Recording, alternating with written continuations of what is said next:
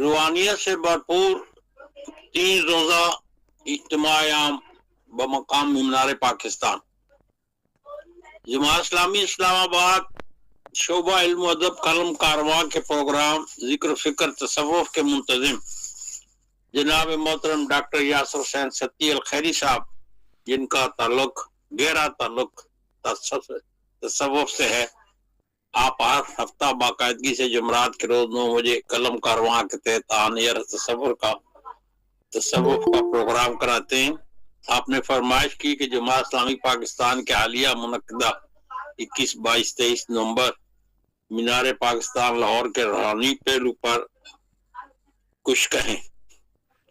آج مورخہ 27 ہے۔ میں نے ان کے حکم کے مطابق 3 روزہ اجتماع کی روحانیت کی بھرپور جھلکیوں کی ردات معزز حضرات کی خدمت میں پیش کرنے کی جسارت کر رہا ہوں۔ مقالہ پڑھنے سے پہلے میں قلم کارواں کے معزز ممبران اور اس پروگرام کو ساری دنیا میں سننے والے حضرات اور خواتین اسلام اور دیگر لوگوں کو پہلے تصوف کے سلسلے چشتیہ سے تعلق رکھنے والے ایک عظیم شخصیت اور مجدد وقت جماعت اسلامی کے بانی سید ابو العلا مودودی کے تصوف کے بارے میں کچھ عرض کرنا چاہوں گا۔ مولانا سید ابو العلا مودودی اپنی خود نوشت سوانح میں فرماتے ہیں، خاندان مودودیہ کی جس شاخ سے میرا تعلق ہے وہ 9ویں صدی ہجری کے آخر میں بلوچستان سے ہندوستان آئے۔ اس شاخ کے پہلے بزرگ ابو جعفر ابو العلا مودودی تھے۔ انہی کے نام کی نسبت سے میرا نام ابو العلا مودودی رکھا گیا۔ حوالہ تفسیر و سیرت مصنف آصف نوانی مرحوم، یہ جماعت اسلامی کے مرکزی رہنما تھے۔ اس کے علاوہ میں نے کتاب تذکرہ سید مودودی، جس کی 4-5 جلدیں شائع ہو چکی ہیں، اس میں مولانا فرماتے ہیں خاندان مودودیہ کے مورث اعلیٰ اور تمام سلاسل چشتیہ ان کی شویخ حضرت خواجہ مودود چشتی، حضرت ابو یوسف چشتی کے بڑے صاحبزادے اور خلیفہ مجاز سے خرقہ اجازت 19 سے حاصل کیا تھا۔ خواجہ محمد یوسف چشتی کا نسب 13ویں واسطوں سے حضرت امام حسین سے رضی اللہ تعالیٰ عنہ سے جا ملتا ہے۔ حوالہ تصوف تعمیر سیرت مصنف محترم آصف نعمانی صاحب۔ آپ کی والدہ ماجدہ خواجہ ابو محمد چشتی کی ہمشیرہ اور خواجہ ابو محمد چشتی کی دختر لیک اختر تھی۔ سید خواجہ مودود چشتی اپنے والد سے بے تھے۔ سید خواجہ مودود چشتی کی وفات 857 ہجری میں ہوئی۔ اسی چشت میں سید مودودی چشتی کا مزار آج بھی موجود ہے اور مرجع خلائق ہے۔ سید مودودی چشتی کی خلفاء کی تعداد ہزاروں بتائی جاتی ہے، ارادت مند کتنے ہوں گے ہم خود شمار کر سکتے ہیں۔ وہ کہتے ہیں کہ میں حضرت قطب الدین مودود چشتی کی اولاد میں سے ہوں، اسی لیے اپنے آپ کو مودودی لکھتا ہوں۔ یہ کسی نشر عام یا تشہیر کے لیے نہیں ہے اور اس سے کوئی فائدہ اٹھانا بھی مقصود نہیں ہے، بلکہ اللہ تعالیٰ نے انسانوں کو شعب و قبائل و تعارف و امتیاز کے لیے تقسیم کیا ہے، جس میں جس قبیلے کا بھی ہو میں اس کا اظہار کرتا ہوں۔ مودودی کسی مسلک یا مذہب کا نام نہیں ہے۔ مجھے اس لیے اعتراض دارد ہوا، میں اس خاندان سے ہوں جس میں 1000 برس سلسلہ بیت و ارشاد جاری رہا۔ مجھے اس کے تمام اچھے اور برے پہلوؤں کو براہ راست مطالعہ کرنے کا موقع ملا۔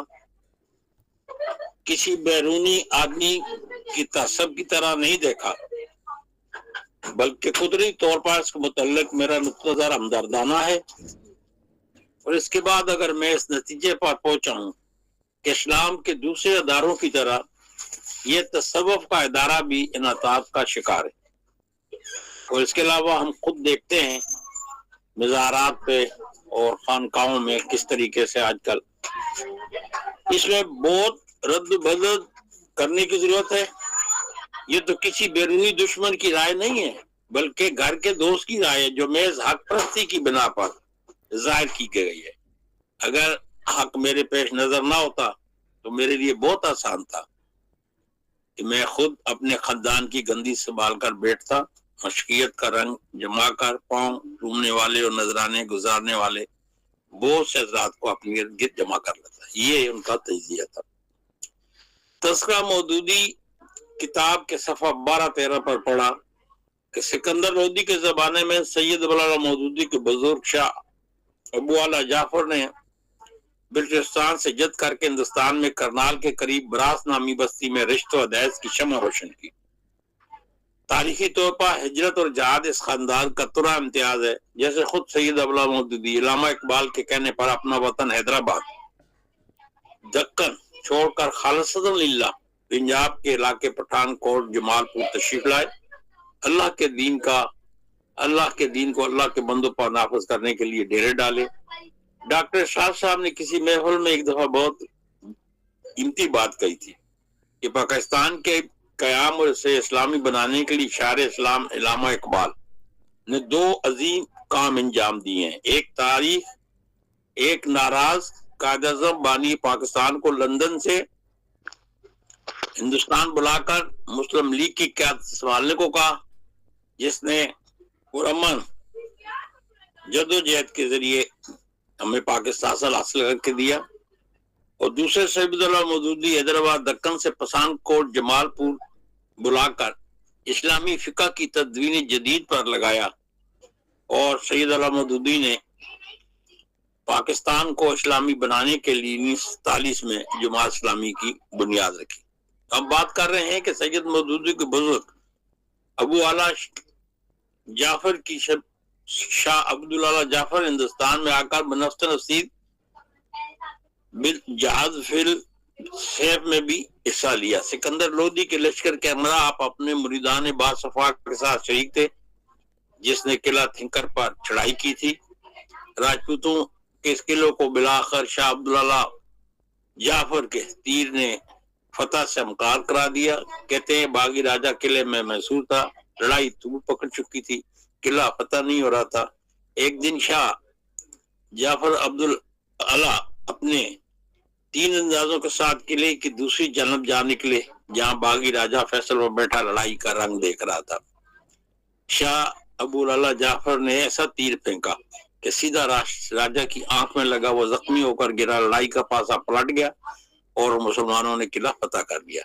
جب سلطان لودھی کو علم ہوا کہ فتح کا سرا اس بزرگ کے نام ہے، اسے معلوم ہوا کہ مرد درویش شاہ جعفر نے بغیر کسی معاوضے کے اپنے مریدوں کے ساتھ جہاز فل سیف کی سعادت حاصل کی ہے اور جنگ میں شرکت کی ہے، تو بادشاہ کو روحانی مسرت ہوئی اور ضلع کرنال سے میرٹھ تک کی پھیلی ہوئی جاگیر ان کی نظر کی.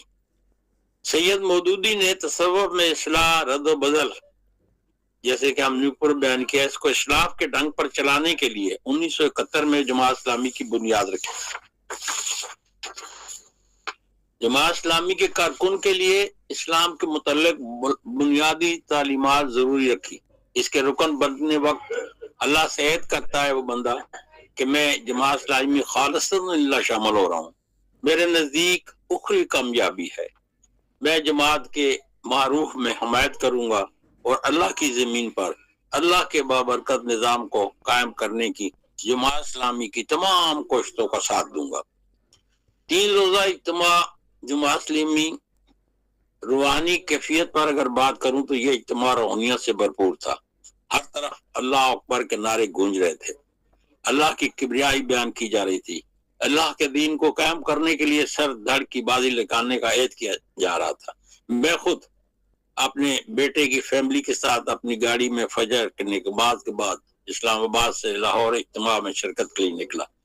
سب نے اللہ کی کبریائی بیان کی. ہم سب نے مل کر اللہ اکبر لا الہ الا اللہ واللہ اکبر وللہ الحمد کا ورد کرتے جانے میں لاہور روانہ ہوئے. راستہ طویل تھا، اس دوران سورہ یاسین سنتے رہے. جماعت اسلامی اپنے کارکنوں کی روحانیت ترتیب پر بہت زور دیتی ہے. پورے پاکستان سے ایسے ہی ورد کرتے، مرد و خواتین بچے سب جانا میں لاہور رواں دواں رہے. جماعت اسلامی کے ایسے سفر کے دوران کارکنوں کو اپنے ساتھ پاکٹ سائز قرآن شریف لے جانے کی ہدایت کیا کرتی رہتی ہے. میں نے بھی اپنے پاس رکھے 3-4 پاکٹ سائز قرآنوں میں سے ایک کو اٹھایا، مگر مجھے محسوس ہوا کہ ذرا بڑے سائز کا ہے. تو شفا انٹرنیشنل اسپتال کے شائع کرتا پاکٹ سائز 16 صفحات پر مشتمل، جس میں قرآنی دعائیں اور حدیثیں لکھی ہوئیں ساتھ رکھ لیا اور وہاں پہ اس کا مطالعہ کیا۔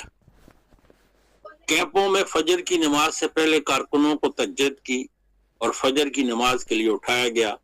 کیمپوں میں اجتماعی مطالعہ اور قرآن شریف کے پروگرام رکھے۔ کارکنوں کو کیمپوں سے نکل کر مسجد پنڈال میں تکبیر کا ورد کرتے ہوئے داخل ہوئے۔ پنڈال میں فجر کی نماز ادا کی گئی۔ مرکزی پنڈال میں پہلے سیشن میں درس قرآن ہوا، دوسرا سیشن درس حدیث سے ہوا۔ میں 1968 سے جماعت اسلامی سے متعارف ہوں۔ 1970 میں نے رکنیت کا لو اٹھایا، الحمدللہ سارے کل پاکستان اجتماع میں شریک ہوتا رہا ہوں۔ ایسے اجتماع سے بیرون ملک حضرات خواتین شامل ہوتی ہیں۔ یہ حاضری کے لحاظ سے اجتماع پہلے اجتماع سے سب سے بڑا تھا۔ پاکستان بھر گیا۔ ارد گرد کی جگہوں میں بادشاہی مسجد کا سین بھی ہمیں ملا ہوا تھا، یہاں پہ ہمارا کیمپ لگا ہوا تھا۔ 41 ملکوں سے مرد اور 21 ملکوں سے خواتین اسلام شریک اس میں ہوئی۔ فلسطین کے نمائندے نے اسٹیج پر مسجد اقصی کا خوبصورت ماڈل نماز امیر جماعت اسلامی نمبران کو پیش کیا اور اپنی تقریر میں فلسطین کی موجودہ حماس کے حوالے سے باتیں رکھی۔ امیر جماعت نے پاکستان میں اسلامی نظام کرنے میں دشواریوں اور راستے کی رکاوٹوں کا بھی ذکر کیا۔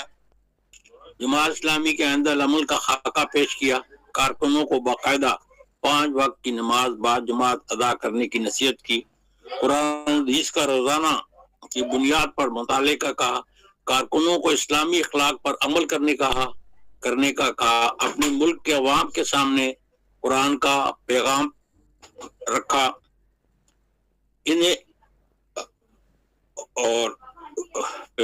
لوگوں کی مشکلات دور کرنے کو کہا۔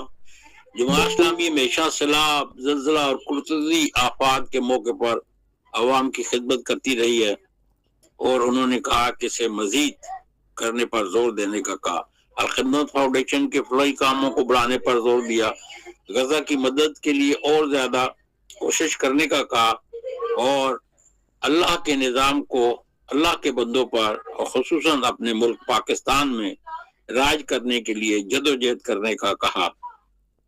باہر سے آئے جماعت کے رہنماؤں نے اپنے اپنے ملک میں اللہ تعالی کے دین کو قائم کرنے کے لیے جو کوششیں ہو رہی ہیں انہوں نے اس اجتماع میں شریک لاکھوں حاضرین کے سامنے پیش کیا۔ اس کے اجتماع کے بعد لاہور کے مقامی ہوٹل میں 41 ملکوں کے نمائندوں پر مشتمل بین الاقوامی گول کانفرنس کا انتظام کیا گیا۔ اس میں سارے لوگوں نے اپنے اپنے ملکوں کے حالات اور تحریک کس طریقے سے چل رہی ہے اس کی ساری رودات پیش کی۔ ہمارا کیمپ بادشاہی مسجد کے صحن میں تھا، شکر الحمدللہ۔ فجر کی 2 نمازیں جماعت کے ساتھ بادشاہی مسجد میں زندگی میں پہلی دفعہ ادا کرنے کا موقع ملا۔ مسجد کے احاطے میں تقیم الامت شاعر علامہ اقبال، ڈاکٹر محمد علامہ اقبال کے مقرر پر حاضری اور فاتحہ پڑھنے کا بھی موقع ملا۔ جماعت اسلامی پاکستان کا 30 روزہ روحانیت سے بھرپور اجتماع عام 23 نومبر ظہر کی نماز کے بعد اختتام پذیر ہوا۔ پورے ملک سے آئے مرد، خواتین اور بیرون ملک سے آئے ہوئے ڈیلیگیشن وفود اس عہد کے ساتھ کہ اللہ کے بندوں تک اللہ کا پیغام پہنچائیں گے، اللہ کی کبریائی بیان کرتے ہوئے اپنے اپنے شہروں کو روانہ ہوئے۔ یہ مختصر سی رودات تھی جو میں نے آپ کے سامنے پیش کی۔ اللہ تعالیٰ ہمیں اس پہ عمل کرنے کی توفیق عطا فرمائے۔ جی بہت شکریہ جی میر صاحب، ماشاءاللہ مختصر اور جامع انداز میں آپ نے اجتماعی عمل کا روحانی خلاصہ پیش فرمایا۔ اب جن حضرات و خواتین نے سوال کرنا ہے یا تبصرہ کرنا ہے تو وہ ہاتھ کا نشان بناتے جائیں، میں انشاءاللہ ان کو اسی ترتیب سے گفتگو کے لیے عرض کرتا جاؤں گا۔ میرا سوال یہ ہے میر صاحب، جب تک کوئی اور ہاتھ اٹھاتا کہ جماعت اسلامی کا یہ اجتماع کتنے عرصے کے بعد ہوتا ہے؟ یہ 3 سال کے بعد ہوتا ہے، 4 سال کے بعد؟ اور یہ والا جو اجتماع تھا یہ کتنواں تھا؟ اور جماعت اسلامی کے کارکنوں کی ابھی تک کتنی تعداد ہو گئی ہے؟ اور جماعت اسلامی کے جو اجتماع عام کے مقاصد کیا کیا ہوتے ہیں، ذرا اس پہ بھی تھوڑی سی گفتگو کر دیجیے، بہت شکریہ۔ یہ اجتماع تو 11-12 سال بعد ہوا جی، اس سے پہلے جو ہوا تھا میں اس میں بھی شریک ہوا تھا، اور یہ اجتماع جب سے جماعت اسلامی قائم ہوئے یہ 25واں اجتماع تھا جو مرکزی طور پر سارے لوگوں کو اکٹھا کر کے بلا کے منعقد کیا جاتا ہے، اور مقصد وہاں پہ بیٹھ کے پورے پاکستان سے آئے ہوئے ہماری تنظیم کے صوبہ وائز اور علاقہ وائز لوگ اپنے اپنی رپورٹ پیش کرتے ہیں کہ جماعت اسلامی جس چیز کے لیے بنی تھی اس میں کیا کیا کام کیا، اس دوران میں کیا کیا دشواریاں پیش آئیں، اور آئندہ کے لائے عمل کیا ہوگا، اور پھر مرکز امیر جو ہے وہ ان کو سارے نظم بھی، اور جو حاضر خواتین ہوتی ہیں یا مرد ہوتے ہیں یا باہر سے آئے ہوئے ہوتے ہیں، سب کو وہ ہدایت دیتے ہیں کہ اللہ کے دین کو قائم کرنا ہماری زندگی کا مقصد ہے۔ اور مولانا مودودی نے کہا تھا کہ قرآن و حدیث کو لے کر اٹھو اور ساری دنیا پر چھا جاؤ۔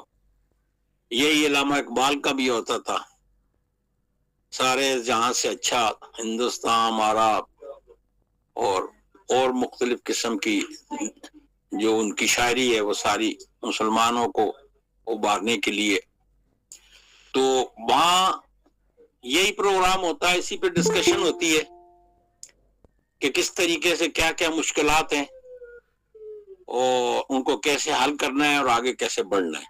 اللہ کا شکر ہے کہ پاکستان میں کوئی بھی ایسی تنظیم نہیں جس کا ڈاؤن دی لیول، وہ جو ضلع سے نیچے تحصیلیں اور اس سے بھی چھوٹے چھوٹے حلقے ہوتے ہیں وہاں تک جماعت اسلامی کا نظم قائم ہے۔ اس کے علاوہ تنظیمیں ہیں جماعت اسلامی کی، آپ دیکھتے ہیں خدمت کتنی بڑی تنظیم ہے، وہ ایشیا کی سب سے بڑی فلائی تنظیم ہے اخباروں کے حوالے سے۔ اسی طریقے سے طالب علموں کے اندر اسلامی جمعیت طلبہ، یہ جتنے بھی ہمارے امیر ہیں وہیں سے آئے ہوئے ہیں، جو مولانا مودودی کے بعد اور میاں طفیل کے بعد، اور وہ کالجوں کے اندر لوگوں کی تربیت کرتے ہیں، اسلامی طرز زندگی۔ پنجاب یونیورسٹی ایک ماحول ہے، وہاں پہ لوگ اکثر ثقافت کے نام پر ناچ گانے کرتے ہیں، ان کو منع کرتے ہیں، منع کرتے ہوئے ان سے لڑائی جھگڑے کرتے ہیں، پھر لوگ کمیونسٹ اور سیکولرسٹ ہمارے پیچھے پڑ جاتے ہیں کہ یہ دہشت گردی کرتے ہیں۔ اب اللہ کے راستے میں لوگوں کو بلانا اور بری باتوں سے منع کرنا خود ہی وہ، اسی طریقے سے بچیوں میں بھی ہے، خواتین کا بہت بڑا حلقہ ہے ماشاءاللہ۔ باہر سے خواتین بھی آئیں، جو نو مسلم ایک خاتون لندن کے ٹونی بلیئر کی بہن لورین بوتھ نام ہے اس کا، وہ 11 سال پہلے بھی اجتماع میں اس میں آئی تھی، تو اس نے بھی مطلب ایک خطاب کیا۔ اس طریقے سے ملیشیا، انڈونیشیا، بوسنیا، وہ وہاں خواتین آئی، انہوں نے خطاب کیا، اسی طریقے سے مردوں کی۔ تو کہنے کی مراد یہ ہے کہ یہ ایک واحد جماعت اسلامی جماعتوں میں ہے کہ جس کے پاکستان گراس لیول روٹ تک اور دنیا میں ساری جگہوں پہ اس کے اثرات ہیں۔ اور میاں طفیل محمد کا وہ جو فکرہ یاد آتا رہتا ہے کہ پانی گھاس کے نیچے تک پہنچا ہوا ہے، کسی وقت بھی گھاس کے اوپر بھی آ جائے گا۔ تو یہ صورتحال ہے جی، اور کارکنوں کی تعداد بہت ہے جی، ایسا نہیں ہے کہ لوگ نہیں ہیں۔ جو پیپل پارٹی کے، مسلم لیگ کے اور دوسری جماعتوں کے بھی لوگ ہیں جماعت اسلامی کو اچھا سمجھتے ہیں، وہ صرف یہ کہتے ہیں کہ یہ کام مشکل ہے، کہ اللہ کے راستے میں مال بھی دو، وقت بھی دو، مار بھی کھاؤ، جلے بھی، اور ملے گا کچھ نہیں، اور آخرت ملے گی۔ اور پھر میں جماعت میں تھا تو کراچی میں اکثر بحث مبحث ہوا کرتی تھی کہتے ہیں میر صاحب آپ ہمیں روم ایران کے قصے سناتے ہیں, یہ بتاؤ ہمارے بیٹے کو نوکری کب ملے گی, فلانا کب ہوگا. دنیا داری ٹھیک ہے, یہ بھی ضرورت ہے. تو کہنے کی مراد ہے کہ یہ دین کا جو کام ہوتا ہے. اب دیکھیے میں آپ سے عرض کرتا ہوں, آپ نے ساری دینی جماعتیں دیکھی, قرآن شریف کے اندر پیغمبر جو آئے وہ کہا کرتے ہیں کہ میں بھی اللہ کا بندہ ہوں, تم بھی اللہ کے بندے بنو اور توحیدی بنو, اور میں امین ہوں, تمہاری چیزوں کے اوپر تم سنبھالوں گا.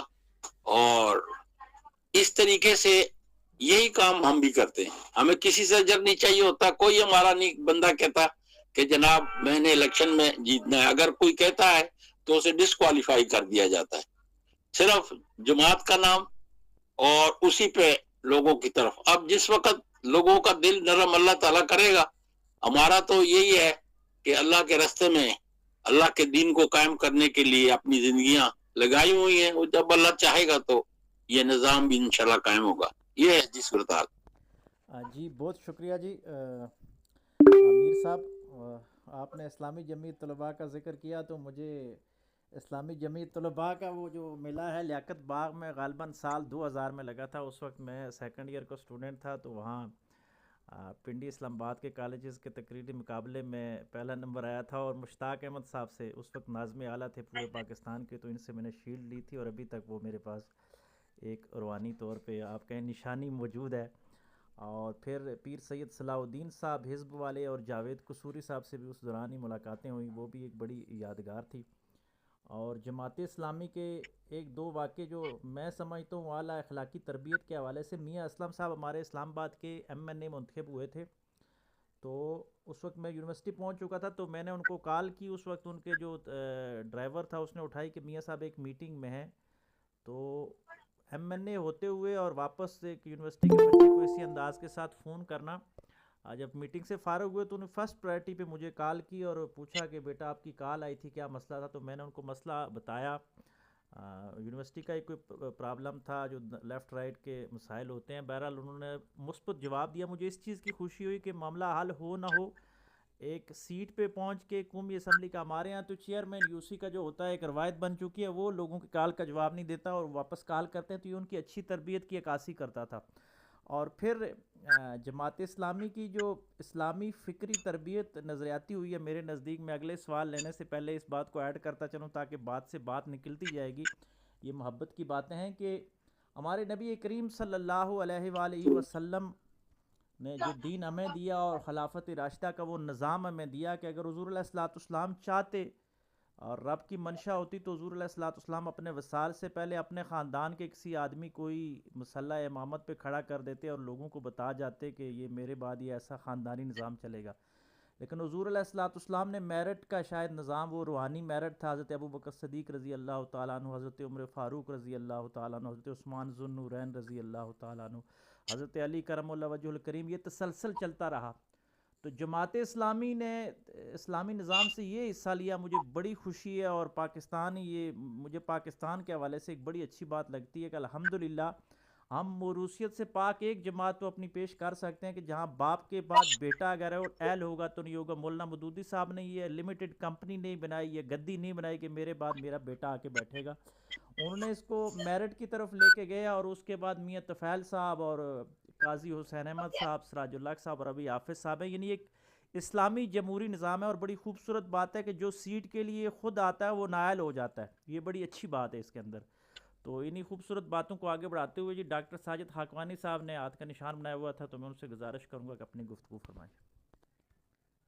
بہت شکریہ جی. میں سوال پوچھنا چاہتا ہوں, اور اسے سوال ہی سمجھا جائے, اعتراض نہ سمجھا جائے, کہ میر صاحب آپ نے مولانا مودودی رحمۃ اللہ علیہ کے تصوف کا بھی ذکر کیا, اور پھر اس کا موضوع روحانی اجتماع تھا. ذرا وضاحت فرمایا نا کہ کیسا روحانی اجتماع تھا. کوئی دم درود وظیفے, کوئی چلے, کوئی تعویذ لکھ کر نہیں دیے گئے, کسی کو اپنا گدی نشین جانشین, کسی جانشین کو اپنا گدی نشین نامزد نہیں کیا گیا, کوئی چادریں نہیں چڑھائی گئیں, اور کسی طرح کی کوئی کرامتیں نہیں دکھائی گئیں, کوئی خوابوں اور ان کے ذریعے سے اپنا قد بلند کرنے کی کوشش نہیں کی گئی. تو یہ کس طرح کا روحانی اجتماع تھا؟ جو مروجہ روحانی معیارات ہیں ان میں تو اس پہ کوئی ایسا معیار نظر نہیں آتا کہ ہم اس کو کوئی روحانی اجتماع کہیں کہ یہ روحانی اجتماع ہے. جو کچھ ہم دیکھتے ہیں یہ جو مزارات پر جا کر دیکھتے ہیں گدے نشینوں کے ہاں دیکھ رہے ہیں نسل در نسل ان کی گدی نشینیاں چل رہی ہیں اور اس شریعت کے کتنے پابند ہیں یہ آپ بھی جانتے ہیں میں بھی جانتا ہوں, لیکن گدی نشینی اگلی 3-4 نسلوں تک ان کی فکس ہو چکی ہے اور سونے اور چاندی کے ڈھیر ان کے گھروں میں لگے ہوئے. اس طرح کی تو کوئی بات یہاں نظر نہیں آئی. پھر یہ کیسا روحانی اجتماع ہے؟ بہت شکریہ. بات یہ ہے جی کہ روحانیت ہم نے قرآن سے اور رسول محترم صلی اللہ علیہ وسلم کی زندگی سے لینی ہے, اور تصوف بھی اور روحانیت بھی یہی کہتا ہے کہ اس پہ جو عمل کیا جائے وہی صحیح روحانیت ہے اور وہی صحیح تصوف. مولانا مودودی کا جو میں نے ابھی کتاب کے حوالے سے ذکر کیا تو اس میں انہوں نے خود ہی یہ کہا ہے, میں تو خود مطلب ہے روحانیت اور گدی نشینی کے خاندان سے, میرا خاندان 1000 سال تک یہ کام کرتا رہا, تو میں نے خود اس کو محسوس کیا کہ جس طریقے سے دوسرے ادارے جو ہیں سیاسی ادارے اور ادارے خراب ہوئے, اس طرح سے کہ یہ تصوف کا ادارہ جو تھا روحانیت کا ادارہ بھی تھا یہ بھی خراب ہوا, جس کی آپ نے تفصیل بیان نہیں کی, میں اس کو ریپیٹ نہیں کرتا. تو ان کا بھی کہنا یہ ہے کہ اصلی روحانیت یہ ہے کہ اللہ کے بندوں تک اللہ کا پیغام پہنچایا جائے اور اس میں اپنی ذاتی غرض نہ رکھی جائے. ابھی میں نے جو عرض کیا کہ جو رکن بنتا ہے تو حلف یہ اٹھاتا ہے, یہ نہیں کہ کسی فرد کے لیے, میں خالصتاً للہ جماعت اسلامی شامل ہو رہا ہوں اور میرے نزدیک دنیاوی نہیں اخروی فلاح ہے, اور میں اللہ کے زمین پر اللہ کے بندوں پر اللہ کا احکامات جسے اسلامی نظام کہتے ہیں, جسے نظام مصطفیٰ کہتے ہیں, حکومت الہیہ کہتے ہیں, اس میں جماعت اسلامی جو اپنے منشور دستور کے تحت 1941 سے کام کر رہی ہے, جماعت اسلامی کا میں ساتھ دوں گا اور نظم کا پابند رہوں گا. اب اس میں دیکھیے یہ سب سے بڑی روحانیت ہے, یعنی اللہ تک پہنچنے کے لیے یہ جو روحانیت ہے اس میں یہی ہے نا کہ وہ چلا کاٹتے ہیں اور دوسری چیزیں کرتے ہیں اور ان کا منشا یہی ہوتا ہے کہ وہ اللہ تک پہنچ جائیں, نیک ہو جائیں. تو یہ طریقہ جو ہے اصل طریقہ یہ ہے جو قرآن حدیث ہمیں بتاتا ہے کہ اللہ کے بندوں کی نگاہ داشت کرو. اب دیکھیں کہ پورے ملک میں کیسے لوگوں کی مدد جماعت اسلامی کی خدمت سب لوگوں کے سامنے ہے کہ وہ ایشیا کی سب سے بڑی فلاحی تنظیم ہے جو لوگوں کی خدمت کرتی ہے. اور میں جب سے شامل ہوا ہوں کہ ہم بیواؤں کی غریبوں کی لسٹیں بناتے ہیں کارکن, اور کسی کو پتہ بھی نہیں ہوتا اپنے طور پر کہ اور ان کو جا کے مدد کرنا, اور ایسی جہاں مشکل ہے بچیوں کی شادیاں اور دوسرے طریقے سے. اور یہ ہمارے کارکنوں کے اندر مولانا مودودی کی قبر اللہ نور سے بھر دے یہ بٹھا ہے, یہی تصوف ہے, یہی روحانیت ہے. اللہ کے بندوں کو اللہ کی طرف بھیجو, اور جو اللہ تعالیٰ نے خلیفہ بنایا انسان کو, اور یہ اس کا کام ہے کہ وہ اللہ کے احکامات اللہ کے بندوں تک پہنچائے, ان کی مدد کرے, ان کی فلاح میں شامل ہو. تو اس سے زیادہ روحانیت تو ہے ہی نہیں جی, یہ عرض کرنا تھا. اور ایک دفعہ مولانا مودودی پوچھنے لگے جی کہ آپ کسی کامل انسان کو کا ذکر فرمائیں گے؟ کہتا ہاں میں بتاتا ہوں آپ کو. یعنی ایک دفعہ میں سفر سے اترا, سارے مزدور ریل سے اترا تو اٹھا رہے تھے سامان, اور ایک بندہ میں نے دیکھا کہ وہ نماز پڑھ رہا ہے. میں رک گیا, اس نماز پڑھنے کے بعد کلی میری طرف بڑھا, میں نے اسے سامان دیا, اٹھایا اس نے, اور جو بھی پیسے بنتے تھے کچھ زیادہ دینے لگا تو انہیں نہ لیے. تو انہوں نے کہا کہ دیکھو اللہ پہ کتنا بھروسہ, یہ ہے اولیاء ہے, یہ اللہ کا نیک بندہ ہے. تو کہنے کی مراد یہ ہے کہ اللہ کے بندوں کی خدمت اور اللہ کا بندہ بننا یہی سب سے بڑی روحانیت ہے, اور یہی میں نے اجتماع میں دیکھا جی. جی بہت شکریہ جی میر صاحب, بڑا تفصیلی جواب آپ نے ارشاد فرمایا ماشاءاللہ. مجھے ایک برصغیر کے بہت بڑے عالم کی بات یاد آ گئی.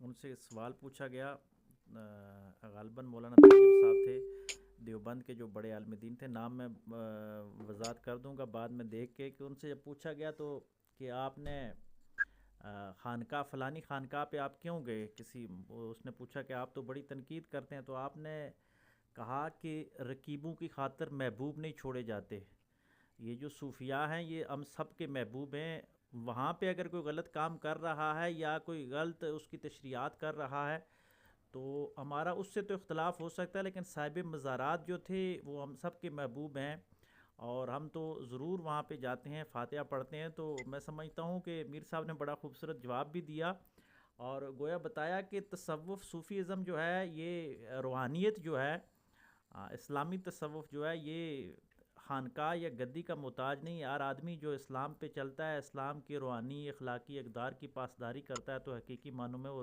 اسلامی روحانیت کا ہی علم بردار ہوتا ہے۔ اگلے سوال کے لیے ڈاکٹر محمد امان اللہ خان صاحب نے ہاتھ کا نشان نہ ہے، وہ تبصرہ یا سوال کرنا چاہیں جو بھی حاضر۔ جی السلام علیکم وبرکاتہ۔ الحمدللہ بہت اچھا لگا میر صاحب، آپ نے گفتگو بہت اچھی کی۔ میرا سوال تھوڑا سا ہو سکتا ہے مختلف ہو تھوڑا سا، اور سوال ایک جو زبان زد عام بھی ہوتا ہے عموماً کہ انتظامی لحاظ سے الحمدللہ جماعت اسلامی بہت منظم ہے، ذہنی لحاظ سے بہت منظم ہے، سیاسی اعتبار سے اس لیول میں کیوں نہیں ہے؟ اور کیا اسی نظام میں رہتے ہوئے جو ہمارا نعرہ ہے کہ خدا کی دھرتی پر خدا کا نظام نافذ کر دو، اس نظام کے اندر رہتے ہوئے، اس تسلسل میں رہتے ہوئے جو ہمارے پاس جمہوری حکومت جس طرز میں آ رہی ہیں، کیا اس طرز حکومت میں رہتے ہوئے ہم اس منزل کو پا سکیں گے؟ بس یہ سوال ہے جی۔ سوال یہ ہے کہ مولانا نے ایک دفعہ کارکنوں کو سمجھاتے ہوئے کہا کہ اگر آپ نے ایک جگہ سے آگے بڑھنا ہے اور رستے میں گندگی اور وہ پڑی ہوئی ہے اور ٹارگٹ یہی ہے کہ وہاں تک جانا ہے، تو آپ ادھر سے اپنی سارے جسم کو بچاتے بچوتے وہاں پہنچیں گے۔ یہ معاشرہ تو شاید اتنا زیادہ خراب نہ ہو جتنا بڑھا چڑھا کے اسلام کے مخالف جو ہیں، سیکولر لوگ ہیں، کمیونسٹ اور دنیا دار لوگ ہیں، جو کہتے ہیں اب بھی ایسے ایسے نیک اور ایسی ایسی ہستیاں اسی معاشرے کے اندر موجود ہیں کہ جن کو سیرت پہ چل کے انسان بہت ہی فائدہ اٹھا سکتا ہے۔ جماعت اسلامی کے اندر میں کراچی میں تھا، 2 دفعہ کراچی بین الاقوامی سٹی ہے بہت بڑا، اس کا میئر رہا، 3 دفعہ قومی اسمبلی کا ممبر رہا، تو 2002 میں ان کے الیکشن کا انچارج تھا۔ وہ میرے دفتر ڈیفنس میں اب بھی ہے، پراپرٹی کا میرا بیٹا بیٹھتا ہے، وہ میں نے دفتر الیکشن نقص بنا دیا، اور وہ دوپہر کو کھانا گھر سے پکا ہوا ساتھ لائے اور چھوٹی چھوٹی مچھلیاں پکی ہوئی ہوں، اور میرا بھی دوپہر کو کھانا گھر سے آئے اور کارکن بھی بیٹھے ہوں، باقی ہم ادھر ادھر سے منگا کے بیٹھ کے کھائیں۔ اور وہ بندہ 80 گز کے ایک فلیٹ میں رہتا تھا، 80 گز کے ایک فلیٹ میں رہنے والا بندہ 2 دفعہ کراچی کا میئر اور 1 دفعہ قومی اسمبلی کا ممبر رہا، اور جب وہ فوت ہوا، عبدالستار اخوانی نام کا بندہ، وہ اسی 80 گز کے فلیٹ کے ایک فلور پہ، 4 فلور تھے، 3 بھائیوں کے پاس، ایک اس کے پاس تھا، وہیں سے اس کا جنازہ اٹھا۔ تو کہنے کی مراد یہ ہے کہ یہ معاشرہ چاہے کچھ بھی ہو، اس کے اندر ابھی بھی لال موجود ہے، صرف انہیں تلاش کرنے کی ضرورت ہے۔ نمبر 1، برطانیہ کے وزیر دفاع نے کہا تھا کہ اب ہم دنیا میں مسلمانوں کی کہیں خلافت قائم نہیں ہونے دیں گے۔ آپ نے دیکھا مصر کے اندر جب اسی الیکشن کے طریقے سے لوگ جیتے تو وہاں پہ مارشل لا لگا دی گئی اور مرسی کو ہٹا کے وہ ڈکٹیٹر ہے، آج تک مسلط ہے۔ اسی طریقے سے فرانس کے جہاں پہ تھی الجزائر کے اندر، وہاں انہوں نے اسی الیکشن سے، تو انہوں نے وہاں بھی اس طریقے سے کر کے، اور بھی کئی جگہ پہ۔ تو کہنے کی مراد یہ ہے کہ بین الاقوامی طور پر हमारे पीछे जो आजकल न्यू वर्ल्ड आर्डर वाले हैं, जिनके पास अक़वाम मुत्तहिदा है, जिनके पास MIF है और सारे सेहत के और दीगर अदारे हैं, वो मुसलमानों को कहीं उठने नहीं देते हैं। और जमात इस्लामी तो उनका खास का टारगेट है। और लोगों को बड़े बड़े जागीरदार और सरमायादार जो इस्लाम का निज़ाम लाने से इसलिए कि उनको पाबंदियां कुछ करनी पड़ेंगी, और सियासतदान जो लोगों को झूठे वादे सब्ज भाग दिखा के और झूठ के नाम पे वोटें लेके करते हैं। तो ऐसे हालात में हमें तो अक्सर कहा जाता है, मैं दर्जनों इलेक्शन इस दौरान में हुआ, कहीं क्या इंचार्ज था, कभी क्या इंचार्ज था, हम इलेक्शन हारे दूसरे दिन हमारा दरस कुरान शुरू हो जाता था। हमारी मौलाना मौदूदी को फांसी हुई, अयूब खान ने इसके ऊपर पाबंदी लगाई, और जिस दिन पाबंदी अदालत सुप्रीम कोर्ट ने खोली, दूसरे दिन जमात इस्लामी काम करना शुरू हो गई। दुनिया के अंदर आपने देखे कि सारे लोग इकट्ठे होते हैं। आप बांग्लादेश में देखें, वहां जमात है, मकबूजा कश्मीर में है और भारत के अंदर है। तो ये काम हो रहा है। हमें तो चलना है नूह अलैहिस्सलाम की, जो 950 साल तक लोगों को अल्लाह की तरफ बुलाते रहे, और जो किश्ती में सवार हुए इतने ही आए। हमारे से तो पूछा जाएगा कि हमने काम अल्लाह के रास्ते में दीनदारी से, ईमानदारी से, अल्लाह का लाख शुक्र है कि कितनी मुद्दत से हमारे कौमी असम्बली, ईसाई असम्बली के और या मेयर वेयर हुए, तो किसी एक पर भी करप्शन का इल्जाम नहीं है, ना किसी का वो नेब में और दूसरे अकाउंटेबिलिटी के जो अदारे में आज तक किसी का नाम नहीं आया। तो ये अल्लाह ताला की एक नेमत है जमात इस्लामी, जो इसमें पाकिस्तान में और दुनिया में कायम है। तो हमारी कमजोरियां हैं, इंसान है, अल्लाह जब चाहेगा तो हमें इसमें अल्लाह का निज़ाम भी कायम हो जाएगा। ये गुजारिश थी। बहुत शुक्रिया जी मीर साहब, माशाल्लाह बड़ा तफसीली जवाब दिया। और इन बाबरकत लम्हात में जब आपने बांग्लादेश का जिक्र किया, तो मैं तो उस कबील से ताल्लुक़ रखता हूँ जी, जहाँ इस चीज़ से मैं रूहानी अलावत महसूस करता हूँ कि मेरे आका अलैहिस्सलाम ने फरमाया कि हमारे ख़ित्ते के बारे में कि इधर से ठंडी हवाएं आती हैं। तो इकबाल ने खूबसूरत वो शेर कहा था कि इस खित्ते से हुज़ूर अलैहिस्सलाम को वाली एजाज़ को ठंडी हवाएं आती हैं। तो मैं पाकिस्तान और इस्लाम को लाजम मलजूम समझता हूँ, शायद इससे कोई मेरा इख्तलाफ ही मेरे साथ करे।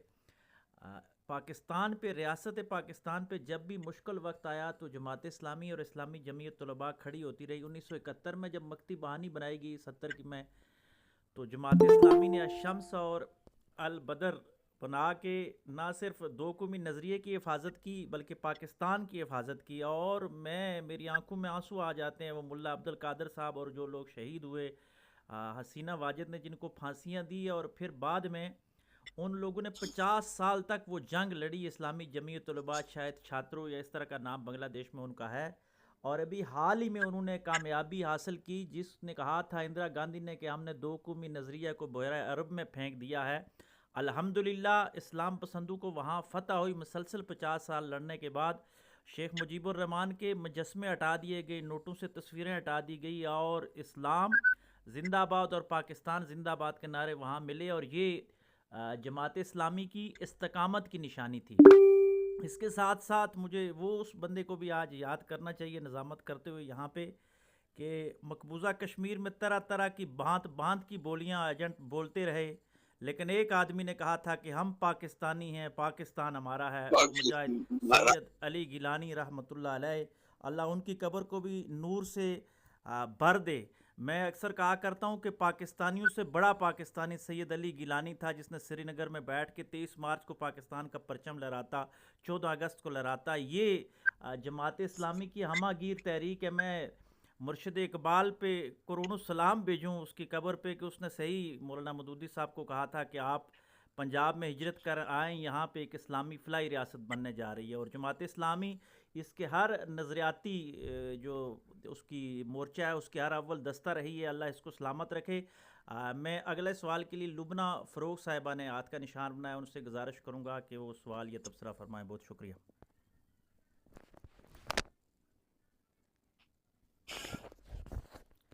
जी मोहतरमा लुबना फ़रोग साहिबा।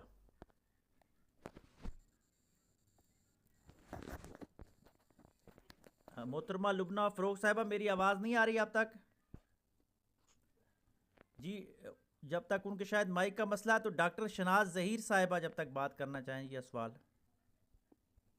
अस्सलामु अलैकुम वरहमतुल्लाहि वबरकातुहू। लुबना साहिबा मेरे ख्याल में उनके फोन की वजह से वो बाहर निकल रही होंगी हवा में, ताकि फिर उनके सिग्नल्स आए। तो ये कहना था कि इसका मौजू है कि जमात इस्लामी के हालिया इज्तिमा में रूहानी जो है झलकियां हैं वो बताई जाएंगी।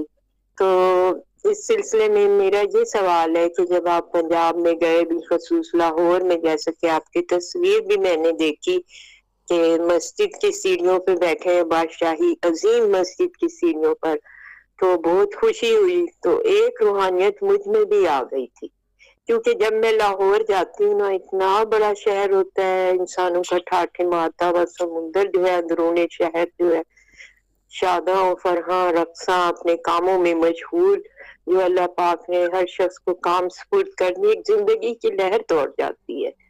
तो वहां पर दाता की नगरी भी है। तो दाता साहब को, अली हिजवेरी को, जो उस्मान अली हिजवेरी को मैं जो बिल्कुल एक मुर्शिद मानती हूँ। तो वो होते हैं, दाता साहब का मज़ार होता है वहां पर, जहाँ जो मरजा खलाइक खास व आम है और बहुत रूहानियत पाई जाती है वहां पर। इसके अलावा हमारे अल्लामा इकबाल जो है, उनका जो है मज़ार जो है इतना अच्छा, बिल्कुल बादशाही मस्जिद के सामने, और दूर से यादगार पाकिस्तान भी नजर आ रहा होता है, सामने शाही किला अपनी शान और शौकत से खड़ा है। तो ये सारी जो है इसमें रूहानियत जो पाई जाती है, तो क्या वो हमारे दिली जज्बात की आईनादार होती है? क्या हमारे अंदर की जो बातनी रूहानियत है वो हमें इन चीजों में नजर आती है, या ये कि ये जो मज़ारात हैं और मसाजिद हैं और ये रोजे हैं, क्या इनकी वजह से जो है रूहानियत फैलती है या हमारे अंदर से निकलती है?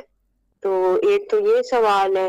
दूसरा ये कि इतना जो ठाठे मारता हुआ समुंदर है लाहौर में लोगों का, तो इसको रूहानियत की तरफ और ज्यादा माइल कैसे किया जाए कि हम इसको असली रूहानियत सिखाएं और उनसे बिदात वगैरह दूर हो जाए और वो जो है वो असली रूहानियत पा लें। ये दो सवाल है। शुक्रिया। पहला सवाल तो ये है कि मैं इलामा इकबाल के मज़ार पे, क्योंकि वो मस्जिद के करीबी था, तो वहाँ गया, फातिहा पढ़ी उनके मज़ार पे और वहाँ से बहुत ही रूहानियत हासिल की। आप देखते हैं, हम तो पूरा एक प्रोग्राम जो है इलामा इकबाल के, और मेरा ख्याल में कुछ 2 दर्जन से ज्यादा किताबें, मेरे इससे भी ज्यादा किताबें मेरी लाइब्रेरी में इलामा इकबाल के हवाले से है। अच्छा, क्योंकि मैं व्हील चेयर पे था और बच्चे मुझे व्हील चेयर से घुमाते, थक जाते थे, तो फिर मैं आगे और नहीं बढ़ सका। और ये जो आपका कहना है कि इतने ठाठा मारता समुंदर जो लाहौर की आबादी या और कराची की या पूरे पाकिस्तान की, इन लोगों को कैसे रूहानियत की तरफ, दूसरे लफ्जों में इस्लाम की तरफ, दूसरे लफ्जों में कुरान और हदीस की तरफ, तीसरे लफ्जों में अल्लाह का बंदा कैसे बनाया जाए?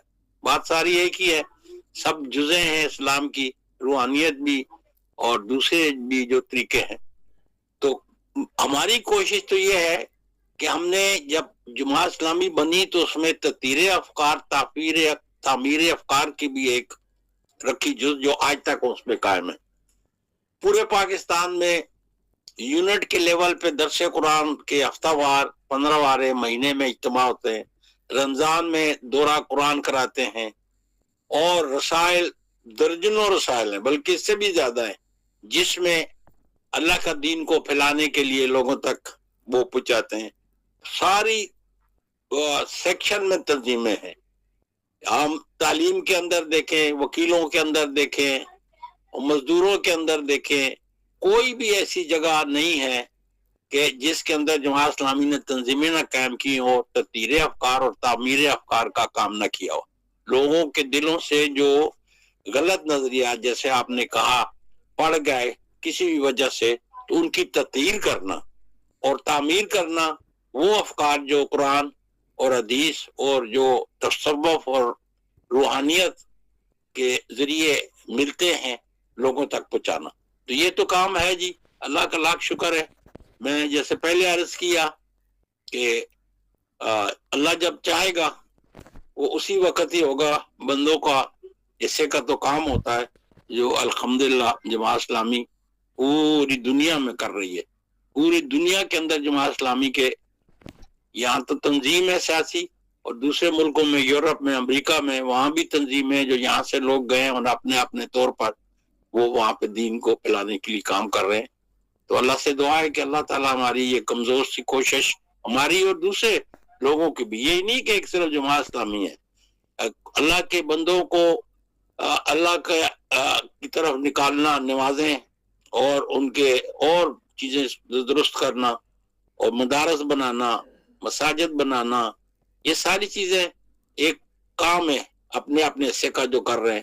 تو اللہ تعالیٰ سے دعا ہے کہ اللہ تعالیٰ ہماری یہ ٹوٹی پھوٹی کوششیں قبول کرے, اور جیسے آپ فرماتی ہیں کہ لوگوں کے اندر روحانیت یعنی اسلام در آئے.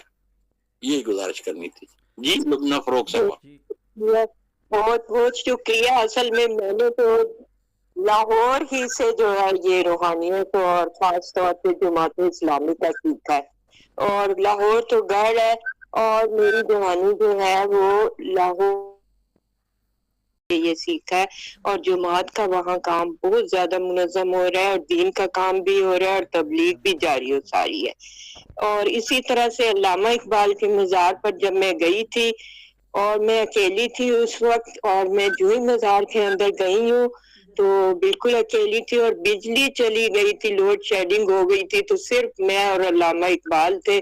اور ان کا جو شعر لکھا ہوا تھا اس پر, جو مزار پر لکھا ہوا ہے کہ وہ جو ہے نا, نسیم از حجاز آیت کے نایت سرآمد روزگار این فقیر دیگر دونائے راز آیت کے نایت, یہ میرے ذہن میں تھا. اور علامہ اقبال تھے, اور بالکل گھپ اندھیرا تھا, اور کافی دیر بعد بجلی آئی تھی, تو پھر میں باہر نکلی تھی.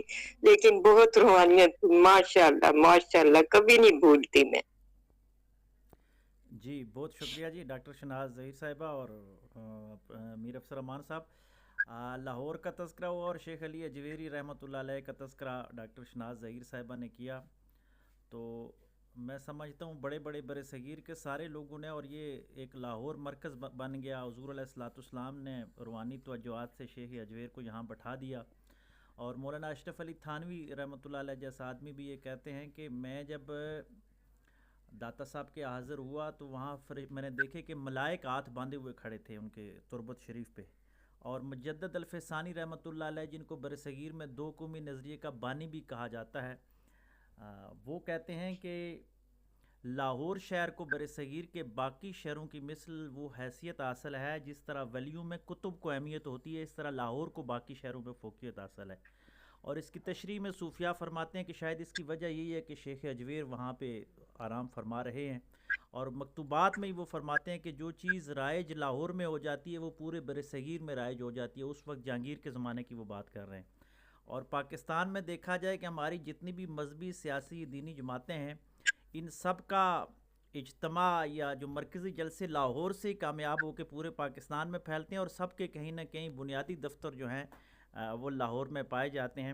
اور لاہور کو شیخ اجویر اور علامہ اقبال کی نسبتیں, اور پھر مینار پاکستان اللہ اس کی روحانیت کو بھرپور رکھے. اب میں لبنہ فروغ صاحبہ سے گزارش کروں گا کہ وہ اپنی بات رکھیں.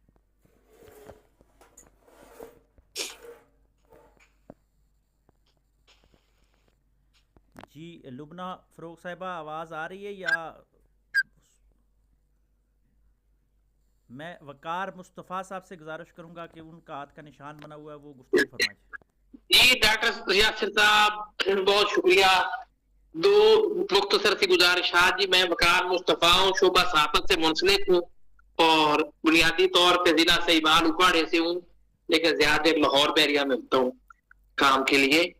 تعارف میں نے کا دے دوں, ہمارے سہیوال اور اکاڑے میں جماعت اسلامی کے حوالے سے ایک سوال ہے, آج جو ٹاپک ہے, اور یہ बड़ा संजीदा सवाल है मेरा, शायद कुछ लोग लगे शायद कि मजा है, लेकिन नहीं, मैं हकीकत ये जानना चाहता हूँ कि जमात इस्लामी के जो हमारे दोस्त हैं सहीवाल नबीन है, 3 अजला 5 पतन शरीफ उकाड़ा और सहीवाल, जब जमात इस्लामी का कोई मसला किसी दोस्त का हो जाता है, किसी बड़ी शख्सियत का, जिले सदर का या नबीन सदर का, तो डॉक्टर यासिर साहब सैकड़ों की तादाद में जो है ना जमात के कारकुनान व दोस्त DC ऑफिस, कमिश्नर ऑफिस पहुंच जाते हैं और अपना काम भी करवा लेते हैं। लेकिन जब इलेक्शन होता है तो हैरत अंगेज बात यह है कि इलेक्शन के अंदर वोट निकलते हैं, जहां नून लीग के या PTI के निकल रहे होते हैं 1.5 लाख वोट, वहां जमात एक उम्मीदवार के वोट निकलते हैं 15, 20, 25, 30। तो मुझे बड़ी हैरत होती है कि एक तरफ तो इतना ऑर्गेनाइज स्ट्रक्चर है कि एक आदमी के साथ कोई मसला बना है तो एक काल पे सैकड़ों की तादाद में, और वो जो लोग आते हैं ना डॉक्टर यासिर साहब, वो जिस तरह इस संगत में लोग मौजूद है, हाईली क्वालिफाइड ऑफिसर टाइप, बड़े ताजर, PhD डॉक्टर, और इस तरह का मतलब 50, 100, 150 बंदा 1 मिनट में इकट्ठा हो जाता है।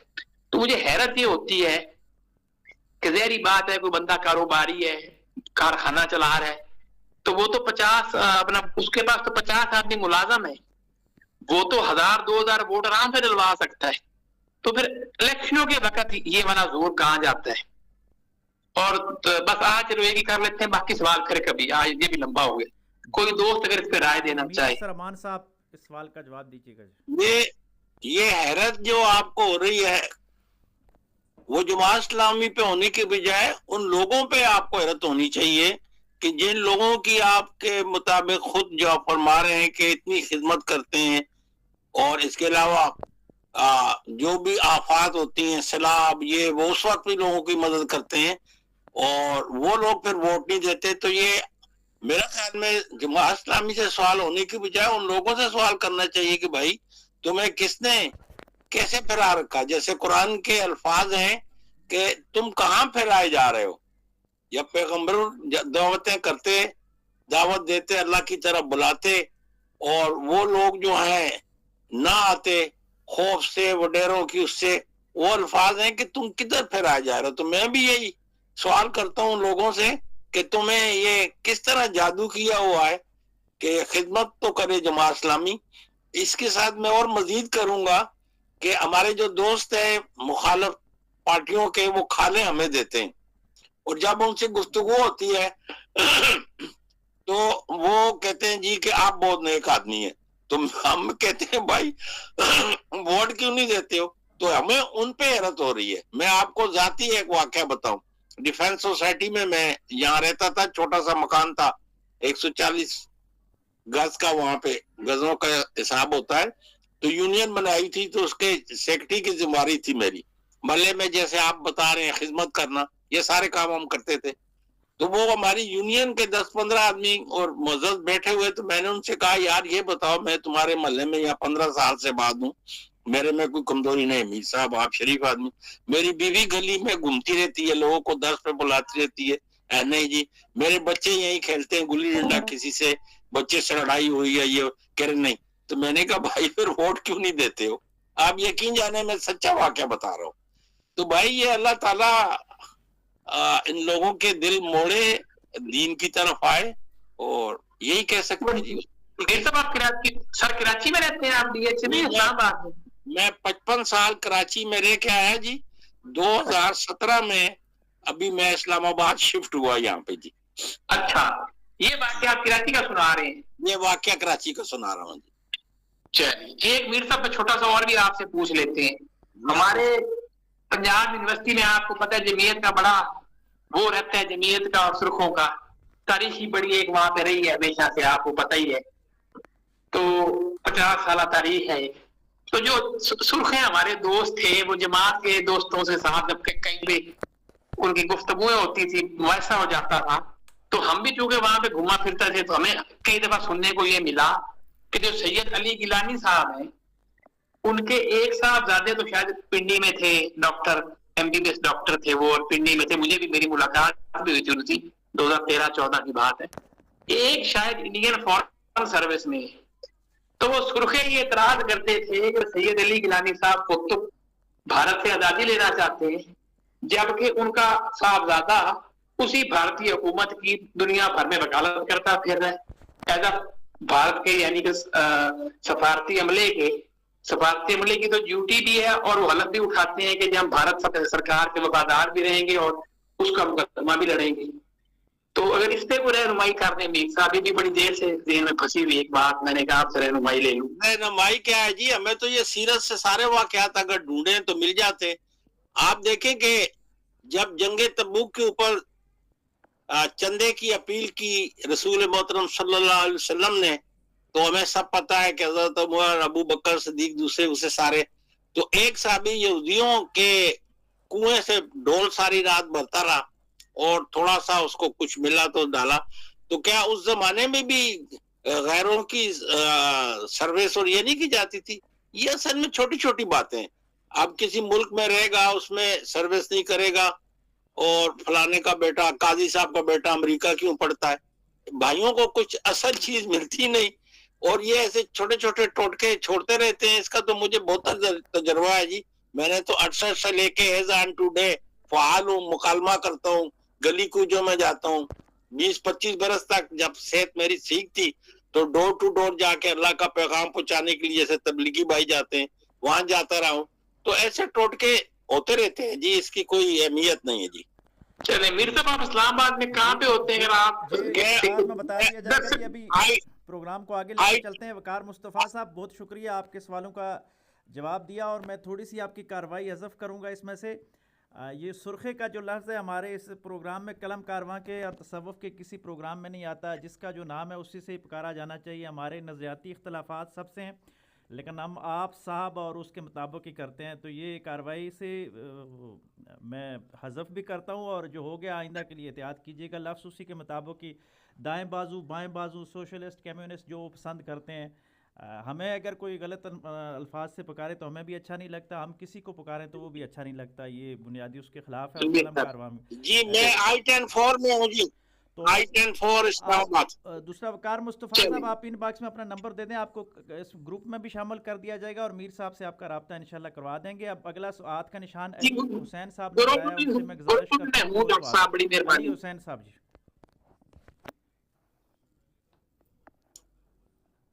अली हुसैन साहब, अली हुसैन साहब नहीं बात करे तो डॉक्टर फरीद खान साहब ने हाथ का निशान पहले बनाया था, अभी दरमियान में ख़त्म हो गया। मैं वो भी लाहौर में हैं और अल्लामा इकबाल और शेख अजवीर की बस्ती से फैज़ याफ्ता और गोल्डा शरीफ से फैज़ याफ्ता है। मैं उनसे इंतहाई अदब से गुजारिश करता हूँ डॉक्टर मोहम्मद फरीद खान साहब अपनी गुफ्तगू रखें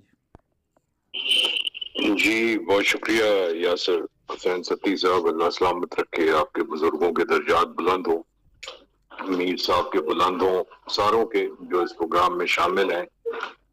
मैं चूंकि हमेशा एक न्यूट्रल बात करने का आदी हूँ और चाहे वो किसी भी जगह की हो, क्योंकि सबसे पहली चीज इंसाफ और नियत का तकाजा रखा जाता है जब भी किसी मकालमे में या प्रोग्राम में शिरकत हो, चाहे वो सरकारी हो, नीम सरकारी हो, निजी हो, क्योंकि उसका सवाल और जवाब मीज़ान में आपको आखिर में देना पड़ेगा।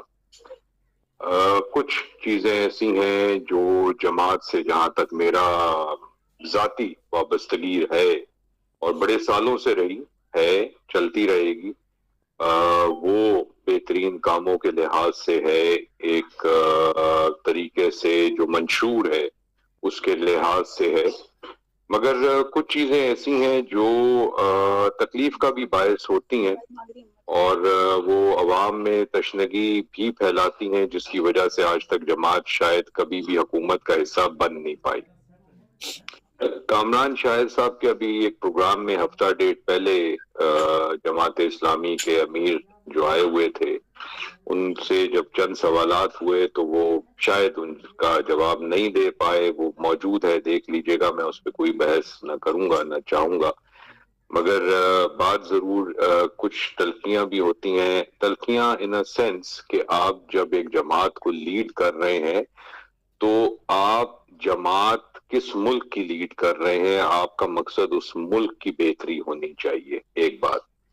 दूसरी बात यह है कि उनसे एक सवाल ये जरूर पूछा गया था कि अगर आपको اقتدار میں آپ آ جاتے ہیں، بالفرض آپ کو ووٹ ملتے ہیں، اکثریت آتی ہے، تو مجھے آپ بتائیے کہ دور حاضر میں جب پاکستان ایک تعلقات بنا رہا ہے ساروں سے، امریکہ سے بھی ہیں، سعودیہ سے بھی ہیں، افغانستان کا مسئلہ چل رہا ہے، یورپین ممالک ہیں، تو آپ آ کے اچانک کیا کریں گے؟ پاکستان کو الگ کر دیں گے؟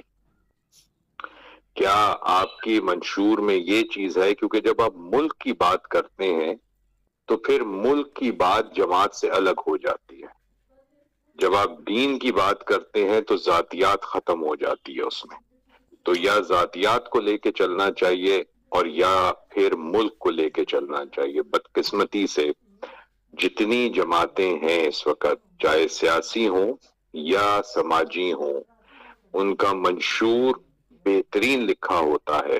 علامہ مودودی کے میں جا کے حاضری دی، ان کے لحد مبارک پہ گیا، ان کی اور ان کی بیگم کا بالکل ساتھ ہے۔ مجھے یہ بڑی سعادت حاصل ہے کہ ان کی چھڑی جو ان کے زیر استعمال رہی، جس کو انہوں نے چھوا، وہ پکڑنے کا اتفاق ہوا۔ پہلی جلد جو تفہیم القرآن کی آئی، اس کو چومنے کا اتفاق ہوا، وہاں پہ ان کی کرسی کو چھونے کا اتفاق ہوا، اس لحد کی گھاس کو چومنے کا، اس پہ ہاتھ پھیرنے کا ایک لطف آیا، روحانیت ملی، پکار آئی۔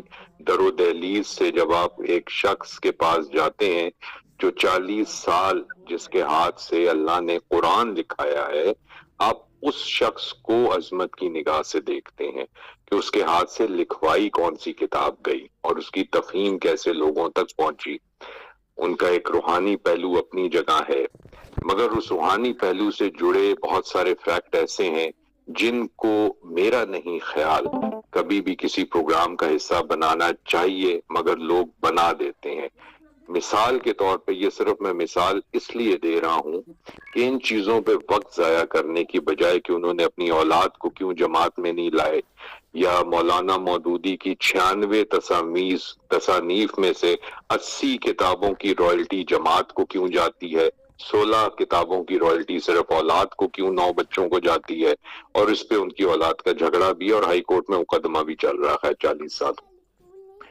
بات ہے اقتدار میں آنا اور نہ آنا، منشور کا ہونا یا نہ ہونا۔ میری نگاہ میں صرف ایک چیز اگر ہو جائے، اگر، کیونکہ یہاں جیسے ہمیشہ یہاں حضرات کہتے ہیں صاحب اقتدار، تو ظاہری بات ہے میں 1 سال سے وہ جملہ سنتا آیا، بیوروکریسی، اور یہ کیونکہ میں خود بیوروکریٹ بھی ہوں، اقتدار میں بھی ہوں، اللہ کا شکر، رہا بھی ہوں، ہر حکومت میں رہا ہوں، اللہ نے عزت دی ہے سارا کچھ۔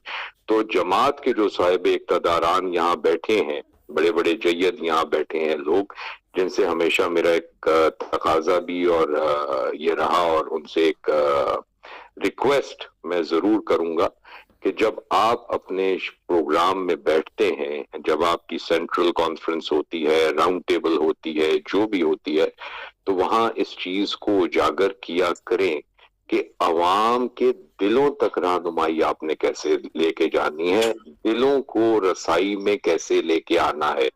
تقاریر سے وہ ہوتا نہیں ہے۔ اگر تقاریر کی بات چلے، حضرت علی کرم اللہ وجہہ کا ایک قول ہے باب العلم کا، کہ صحابی نے ان سے سوال کیا کہ میں دین کی تبلیغ کرنا چاہتا ہوں، تو آپ کا یہ جواب میرے خیال سے ہر جماعت کے منشور میں سب سے اوپر لکھنا چاہیے ان کو، کہ زبان کو منہ میں اور تلوار کو نیام میں بند رکھو۔ بہت شکریہ صاحب کا۔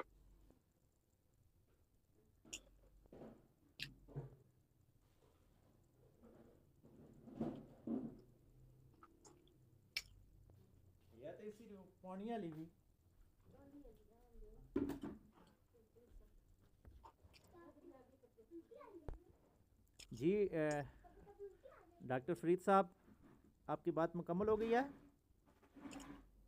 جی بالکل بالکل مکمل ہو گئی ہے میری بات، اور بس اس میں آخری ایک جز میں یہ ڈال دیتا ہوں، جزو کیمیا سمجھ لیجئے کہ جب تلوار کو نیام میں اور زبان کو منہ میں بند ہوتا ہے تو انسان اپنی شخصیت اور کردار سے لوگوں کے دلوں میں گھر کر لیتا ہے۔ تو اگر اتنا ہے اور بالکل جید ایک جماعت ہے، بڑے ہزار کارکنان ہیں، میرے بڑے قریبی دوست اس میں ہیں، میرے خاندان کے لفظ اس میں بالکل لوگ شامل ہیں، عہدوں پہ بیٹھے ہیں، الحمدللہ میری ان سے بھی جب بات چیت ہوتی ہے تو میں ہمیشہ ان سے کہتا ہوں کہ کہاں دیکھیے فرق ایسا ہے کہ سب سے بڑی جماعت ہو کے دین کے نام پہ وہ بھی آپ ہیں، تو کیوں آپ کی باتیں اثر نہیں کرتی؟ کیوں آپ لوگوں کے دلوں تک رسائی حاصل نہیں کر پائے؟ دماغی شعور جگانے میں کیوں آپ کامیاب نہیں ہوئے؟ جبکہ ایک کرکٹر اٹھا، 92 کا ورلڈ کپ جیتا، صرف ایک الیکشن لڑا، ایک ووٹ ملا، اگلے الیکشن میں وہ وزیر اعظم تھا۔ تو آپ تو اللہ اور رسول کے نام پہ ساری آپ کی تحقیق ہے، کتابیں ہیں، ہر چیز ہے، تو آپ میں کیوں ایسی کمی بیشی آ گئی کہ آپ اس کرکٹر سے بھی پیچھے ہو چلے؟ یا کوئی فیوڈلزم کا کوئی بندہ اٹھتا ہے سندھ سے اور وہ حکومت میں وزیر بن جاتا ہے، آپ کا تو منشور ہے، امیر کا کانسیپٹ ہے آپ کے، اس میں خلافت کا سارا سین ہے آپ کی جماعت میں۔ کہاں ایسا فرق ہے جو علامہ سید علی مودودی علیہ رحمہ نے یہ کیوں جملہ کہا تھا کہ جماعت کو بنانے کے بعد سیاسی رنگ نہیں دینا چاہیے تھا، اور ڈاکٹر اسرار احمد علیہ رحمہ جو ہیں وہ اسی بنیاد پہ آپ نے جماعت سے اپنے کو الگ کر لیا تھا، کیونکہ سیاست اور دین اس لحاظ سے کبھی ان کا کٹ جوڑ نہیں ہو سکتا۔ حالانکہ دین کی جب تعلیم آپ لیتے ہیں تو سیاست کا بھی رنگ نظر آتا ہے، اجتماعیت کا بھی رنگ نظر آتا ہے، لوگوں سے تعلق داری، بیرونی قوتوں سے بھی تعلق داری کا رنگ نظر آتا ہے، اور قرآن سب سے بڑی رہنمائی یہ دے بھی دیتا ہے آپ کو سورہ بقرہ میں کہ یہود و نصارہ تمہارے دوست بن نہیں سکتے، ایک بات۔ اور دوسرا یہ کہ بہت سارے لوگ آئیں گے اور کہیں گے کہ ہم تم جیسے ہیں، مگر وہ تم جیسے نہیں ہیں۔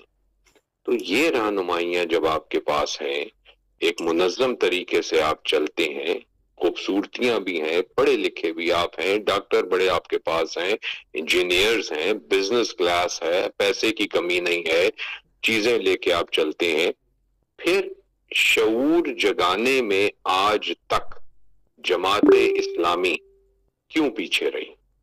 اس چیز کو مجھے تھوڑی وضاحت ضرور دیجیے گا۔ جی بہت شکریہ جی ڈاکٹر فرید خان صاحب۔ میں میر افسر امان صاحب سے گزارش کروں گا کہ ان سوالات کے جواب دیں جی۔ ان سوالات کا ایک ہی جواب ہے جی کہ ہم نے تو اپنی زندگیاں نچھاور کر دی اور ہم پیغمبروں سے تو آگے نہیں ہیں۔ اس کا جواب ہمیں نوح علیہ السلام کی زندگی سے ملتا ہے، جو 950 سال اپنی قوم کو راستے پر بلاتے رہے اور ان کو نصیحت نہ پڑی، اور پھر ان کا انجام آپ نے دیکھا۔ ہم اپنا کام کر رہے ہیں جی، اللہ کا لاکھ شکر ہے، مطمئن ہیں، اور ہم نے چیلنج بھی دیا ہے کہ ہمارے کسی بھی ممبر صوبائی قومی اسمبلی کو آپ نے کرپشن میں دیکھا ہے تو بتائیے، کسی نیب کے اندر آیا ہے تو بتائیے۔ اب ہم اپنے طور پہ تو کوشش کرتے ہیں جی، لوگ نہیں مانتے تو اللہ جانے اور وہ لوگ جانے، اور تبصرے کرنے والے صاحبان بہتر سمجھتے ہیں اس چیز کو۔ جی ٹھیک ہو یہی سوال ہے۔ میر صاحب بہت شکریہ جی۔ محمود الحسن صاحب نے ہاتھ کا نشان بنایا ہوا ہے، ان سے میں گزارش کروں گا کہ سوال یا تبصرہ فرمائیں۔ السلام علیکم ورحمۃ اللہ وبرکاتہ۔ جی وعلیکم السلام ورحمۃ اللہ وبرکاتہ۔ محترم ڈاکٹر فرید خان صاحب نے بہت سارے سوالات اٹھائے ہیں، جن میں جوابات رحمان صاحب نے بھی دیا ہے، بہت اچھا جواب دیا ہے۔ میں بھی اس حوالے سے عرض کروں گا۔ قرآن پاک میں ایک آیت لکھی ہوئی آتی ہے، وَلَٰكِنَّ أَكْثَرَ النَّاسِ لَا يَعْقِلُونَ، وَلَٰكِنَّ أَكْثَرَ النَّاسِ لَا يَعْلَمُونَ، وَلَٰكِنَّ أَكْثَرَ النَّاسِ لَا يَشْكُرُونَ۔ یعنی لوگوں کی اکثریت جو ہے وہ عقل سے کام نہیں لیتی، لوگوں کی اکثریت غور و فکر نہیں کرتی، لوگوں کی اکثریت علم نہیں رکھتی، جانتی نہیں ہے۔ ضمانت اور دیانت، اس حوالے سے پاکستان کی سپریم کورٹ آف پاکستان نے اگر کسی کو سرٹیفکیٹ دیا ہے تو وہ جماعت اسلامی پاکستان کے امیر سراج الحق صاحب کو ملا۔ اگر اس حوالے سے کسی بھی کرپشن کا کوئی الزام اگر جماعت کی قیادت پر ہے تو آپ جیسے ماشاءاللہ انٹلیکچوئل لوگ بیٹھے ہیں یہاں، اور ہماری بھی جب ان لوگوں سے بات ہوتی ہے تو یہ بات تسلیم کرتے ہیں کہ واقعی آپ کچھ لوگ امانت اور دیانتدار ہیں۔ اس وقت جو نظام ہے کیا انصاف دے رہا ہے؟ کیا امن و امان مل رہا ہے عوام کو؟ کیا تعلیم اور صحت کی سہولیات سب کو یکساں میسر ہیں؟ ہر ادارے بری طرح ناکام ہیں، ہر ادارے میں اتنی شکایات ہیں کہ الرحمن والحفیظ۔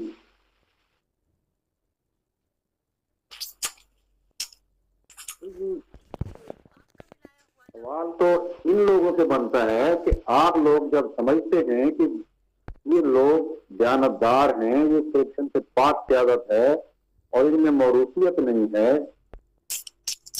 وراثت نہیں ہے، وصیت پہ نہیں چل رہے، ٹرانسپیرنسی ہے ان میں، ہر مشکل وقت میں قوم کے ساتھ کھڑے ہوتے ہیں،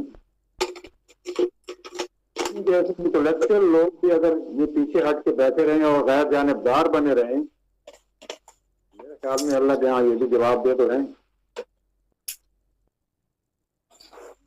سسٹم جو ہے بری طرح یرغمال ہے، ادارے جو ہیں انوالو ہوتے ہیں، سپیکر صاحب آئے ہیں تو اداروں کا کردار بھی سب کے سامنے ہے، دوسرے جتنے بھی آئے ہیں سب اداروں کا کردار سامنے ہے، جو غیر مرئی قوتیں ہیں ان کا کردار سامنے ہے۔ یہ بات تو اب ڈکی چٹی رہی ہی نہیں۔ شاہد کامران صاحب کی بات کی ہے تو شاہد کامران صاحب اینکر کام تھے، اینکر کا کام ہوتا ہے سوال کرنا، وہ حافظ صاحب کو جواب ہی نہیں دینے پا رہے تھے، میں نے سنا انٹرویو میں۔ اینکر اس طرح تو نہیں ہوتے، وہ تو پلانٹڈ اینکر تھے اور سوالات کی بوچھار کرتے چلے جانا، جواب دینے کا وقت ہی نہ دینا، جب وہ جواب دینے لگے تو پھر اور بھی وقفہ لے لیتے ہیں۔ یہاں تو سارا کچھ پلانٹڈ ہو رہا ہے، اور جو طور طریقے دوسرے لوگ الیکشن جیتنے کے لیے استعمال کرتے ہیں جماعت اس طرح تک استعمال نہیں کرتی۔ الحمدللہ سید مودودی نے یہ تربیت دی ہے کہ ہم غلط طریقے سے اقتدار میں آنے کو بالکل قطعاً حرام سمجھتے ہیں۔ اگر پاکستان جماعت کے لوگ بھی اس طرح دوسرے الیکشن میں حربے استعمال کر کے آتے ہیں، میں ملتان سے ہوں، میں یہاں حلقوں کے اتنے قریب سے ان کو جانتا ہوں کہ آخری 2-3 راتوں میں کیا کرتے ہیں یہ لوگ، کس طرح پیسے کا استعمال کرتے ہیں، کس طرح مختلف قسم کے پیکیجز دیتے ہیں، ووٹر کے گھر پہنچاتے ہیں، کس طرح ہر یوتھ کی سطح پر، ہر وارڈ سطح پر کس طرح خرید و فروخت ہوتی ہے، انسانوں کی منڈیاں لگی ہوتی ہیں یہاں پر، اور یہی اسمبلیوں میں منڈیاں لگی رہتی ہیں۔ بھائی معذرت کے ساتھ میں ذرا زیادہ بول گیا ہوں تو معذرت معافی چاہوں گا، آپ ہمارے بزرگ ہیں، قابل احترام ہیں سارے۔ یہ سوال آپ سب کے لیے ہے، ایک دیانتدار قیادت کے ہوتے ہوئے باقی لوگوں کو پروموٹ کرتے ہیں اور ادھر آ کر غیر جانبدار ہوتے ہیں، تو یہ سوال آپ کے لیے بنتا ہے، جماعت کے لیے نہیں۔ اور ہمارا مقصد سیاست اللہ کی رضا ہوتی ہے، نہ کہ اقتدار میں آنا۔ اقتدار میں آنے کے لیے اس سے ایک ہی مقصد ہے کہ امر بالمعروف و نہی عن المنکر کے لیے طاقت ہو تو پھر یہ کام ہوتا ہے، طاقت کے بغیر یہ کام انبیاء بھی نہیں کر سکے۔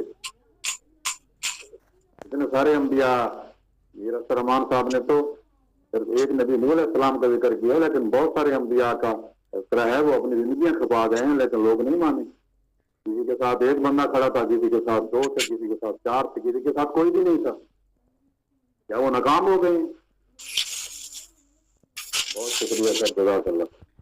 जी बहुत शुक्रिया जी महमूदुल हसन साहब। और अब मैं गुजारिश करता हूँ आज के जो साहिब सदारत हैं जनाब डॉक्टर साजिद खाकवानी साहब के वो सदारती खुतबा इरशाद फरमाएं।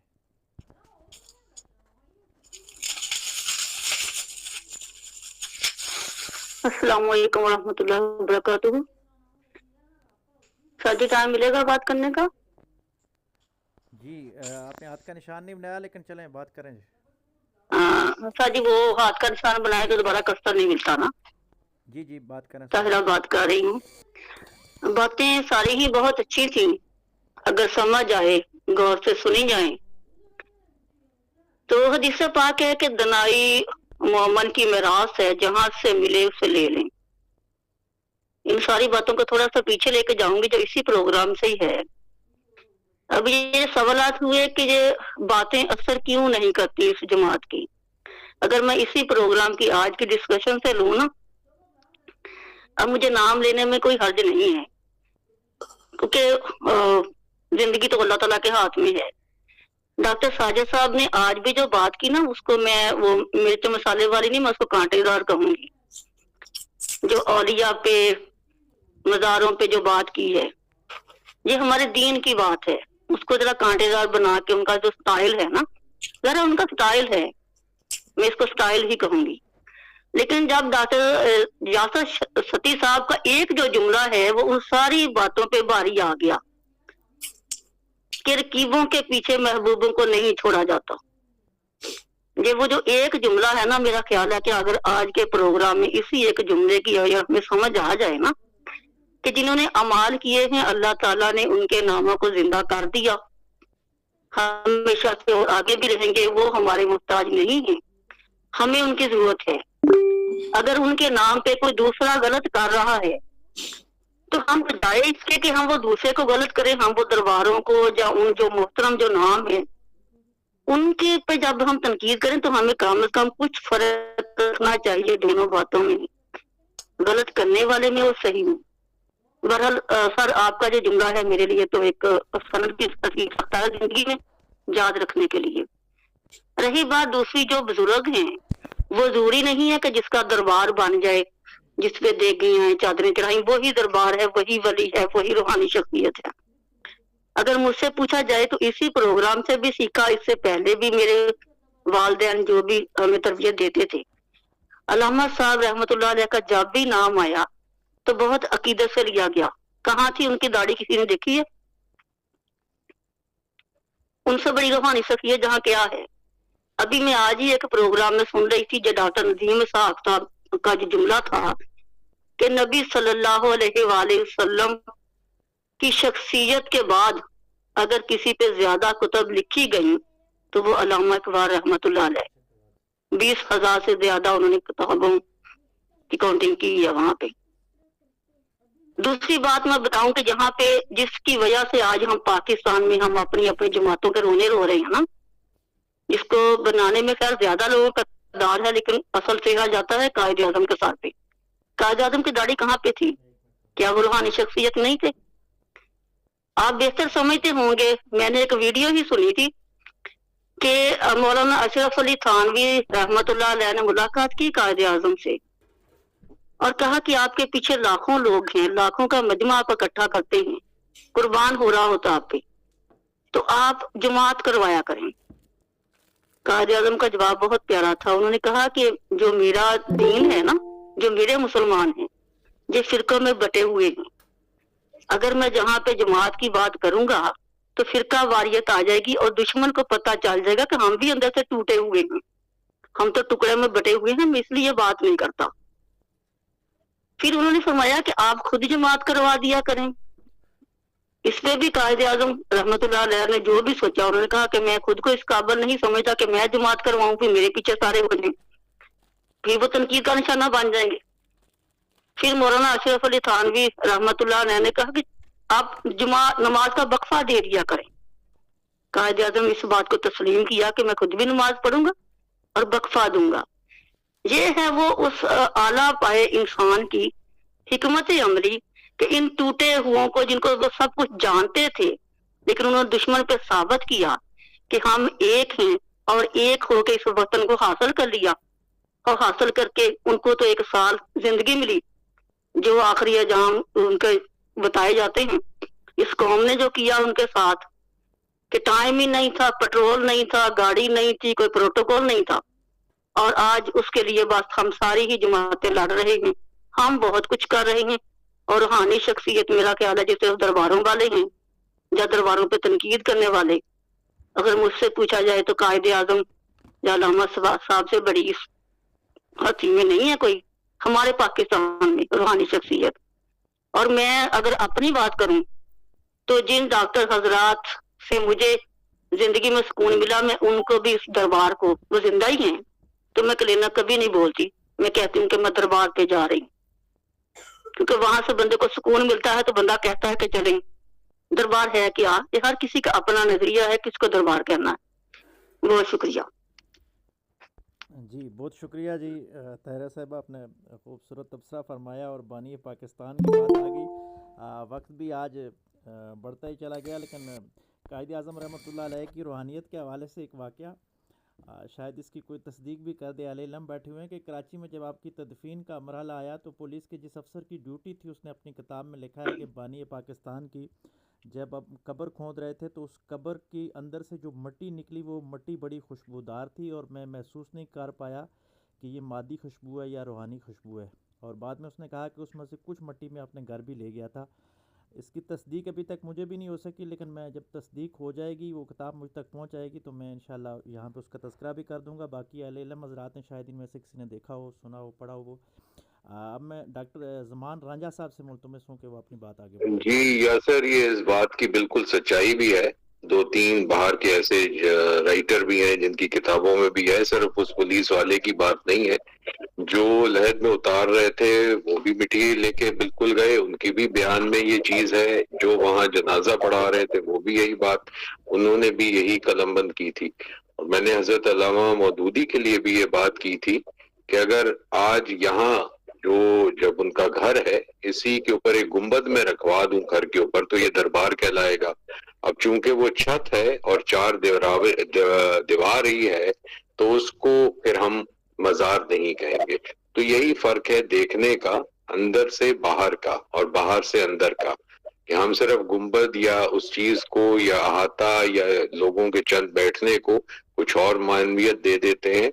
और यहाँ पे और बड़ी खूबसूरत बात मेरी बहन तायरा ने कही कि कायदे आजम ने जब ये कह दिया कि अगर मैं निकला तो ये फिरका वारियत में बढ़ जाएगी कौम।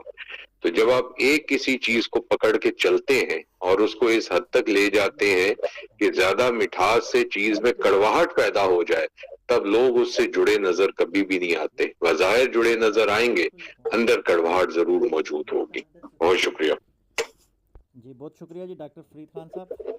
मोहतरम कर्नल ज़मान रांझा साहब से बात करें। बहुत शुक्रिया। मैं आज महरूम हुआ, देर से शामिल होने की वजह से मीर साहब की गुफ्तगू नहीं सुन सका, लेकिन तबसरे जो सुने, तायरा साहिबा ने बहुत खूबसूरत बात की और मैं इसको सेकंड करता हूँ कि बात मजार की नहीं, बात किरदार की है। बात किरदार की होती है, वगरना आरिफ कद में तो साया भी इंसान से बड़ा होता है। हम हर किसी को पकड़ के जो उसके साथ करामात मंसूब करके उसका कद ऊंचा करने की कोशिश करते हैं। मेरा ख्याल है जो उनका जिंदा और जावेद किरदार है वो इससे कहीं बुलंदतर है, अल्लामा इकबाल का और कायदे आज़म अलैहि रहमत का। और जो जोड़ने की बात की है, इससे खूबसूरत बात और कोई नहीं हो सकती। और जो सूफिया को हम खराज तहसीन पेश करते हैं वो इसलिए कि उन्होंने मोहब्बत से, उल्फत से, दिलजोई से खल्क़े खुदा को यकजा किया और जोड़ने की बात की। वक्त काफी हो चुका है तो मैं बस हदिया तबलीग के तौर पे, क्योंकि लाहौर की बात हुई तो दादा साहब की, तो मैं चंद एक अशार पेश करना चाहता हूँ। किसी ने कहा कि पाक पतन फरीद दा शहर लोगो ते बुल्ले दा शहर कसूर नगरी, प्या वसदा रावी दे कंडड़े ते मेरे दाता दी नजर मंजूर नगरी, गंज बख्शदा चमकदा प्या रोजा पाकिस्तान दे दिल दी नूर नगरी, तेरे शहर लाहौर दी खैर दाता सदा वसती रवे हजूर नगरी। और अल्लामा इकबाल ने फरमाया कि सैयदे अजमेर मखदूम उमम مرکدے ہو پیر سنجر راہ حرم، خاک پنجاب از دمے ہو زندہ گشت، صبح ماں از مہرے ہو تھا بندہ گشت، ہے آبروئے ملت بیضا کے پاسبان، لاہور تیرے دم سے عروس البلاد ہے، اجمیر کا امام ہے اس در سے فیض یاب، یہ حضرت فرید کا باب مراد ہے۔ اللہ تعالیٰ ہمیں صحیح معنوں میں صوفیاء کی تعلیم کو، قرآن حکیم کو اور علامہ اقبال کی روحانیت کو سمجھنے کی توفیق دے۔ وما علینا الا البلاغ۔ بہت شکریہ جی، بہت شکریہ جی ڈاکٹر زمان رانجھا صاحب۔ اور اب چلتے ہیں جی صدارتی خطبے کی طرف۔ میں گزارش کروں گا ڈاکٹر ساجد خاکوانی صاحب سے کہ وہ آج کی محفل کی صدارت فرما رہے تھے کہ صدارتی خطبہ ارشاد فرمائیں۔ بہت شکریہ جی۔ بسم اللہ الرحمن الرحیم۔